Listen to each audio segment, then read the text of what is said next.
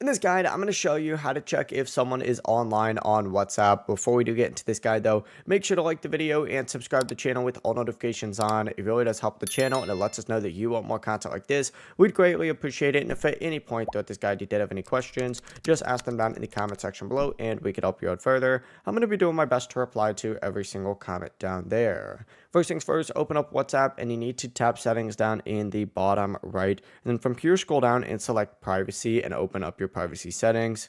You're going to see in last seen and online section right here, go ahead and turn this on and you need to make sure that your setting is set to either my contacts or everyone. If it's set to nobody, you may not be able to see other people's online status either, so just keep that in mind. Also, make sure your read receipts are turned on if you want normal messages and message status features to work. That's going to be in the same section. If you just scroll down, tick on read receipts just like so.